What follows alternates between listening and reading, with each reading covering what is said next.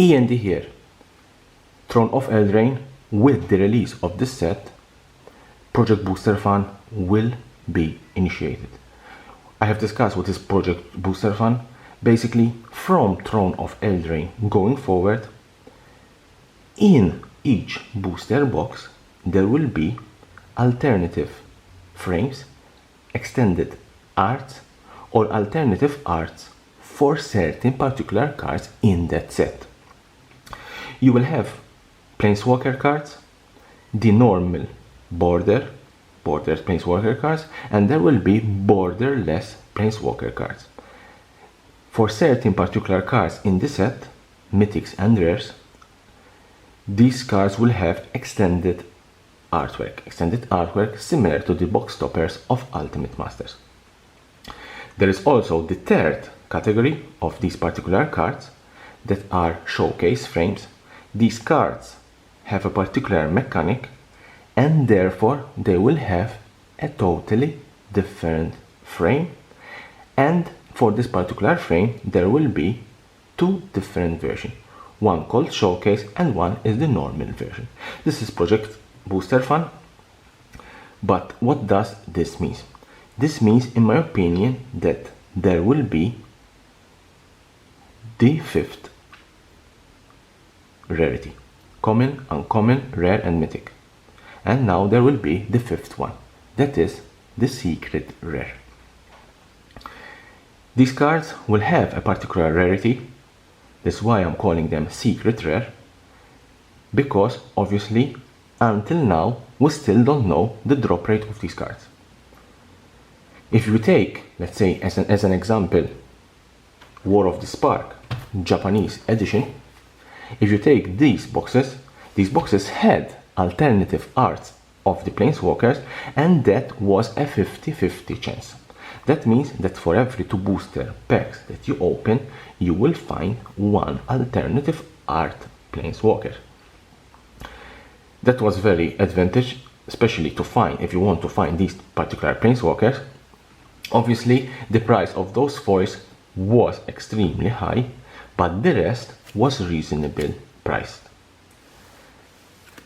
Does this mean that these cards, these borderless Planeswalkers, these extended art cards, these shadow case cards, does this mean that these cards are lottery tickets? We have, let's say, we have always put lottery tickets with masterpieces. I think they are a totally different category. Masterpieces were a huge success for Wizards of the Coast. You know that there are quite a good number of masterpieces. We have the expeditions, the lands in Zendikar, we have the masterpieces in Kaladesh, the inventions, and we had also the masterpieces in Amonkhet block that are the invocations. To my opinion, all these particular masterpieces had a beautiful art, especially the expeditions and the inventions. Unfortunately, with the release of Kaladesh, they introduced this type of card. In my opinion, it's still a very beautiful card. It was a risky move from Wizards of the Coast to do something different. They did something different. The only complaint that I have that the card is very, very difficult to read, especially the type of characters they used. But all these particular masterpieces, they hold a very, very high value. The last masterpieces we had were the mythic boxes. The mythic boxes, to my opinion, a huge success for Wizards of the Coast, even though they had problems regarding the logistics of these mythic boxes. I'm referring for War of the Spark and Guild of Ravnica mythic box. These were also masterpieces, but you had the advantage that they are not lottery tickets. You have a guarantee that in these boxes you will find the masterpiece you need or you want. In my case, for the War of the Spark mythic box was the Jace the Might Scalper. All these cards hold a lot of value. They are considered lottery tickets because the drop rate of these particular cards, especially the masterpieces, is very low. It is 1 for every booster case, that is 1 in every 6 booster boxes. Therefore, it would be very difficult to find one of those particular cards. Finding one of those cards was a huge achievement. We're talking about $200 to $300 expedition, $200 to $300 invention, and around $100 invocation, that is the Amonkhet. Nowadays, from Throne of Eldraine, we'll have these type of new art cards, border cards, and therefore a lot of people are saying that these are the new lottery cards for going forward for Wizard of the Coast.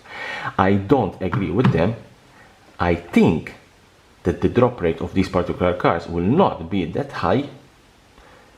It will be quite reasonable drop rate, that is 1 or 2 in every booster box. It will be very nice to find one of these cards for someone opening booster boxes, but I don't believe that these particular cards will have a drop rate of 1 in every booster case. I think these will be not that much rare to find. They will still difficult to find, but not that much difficult to find.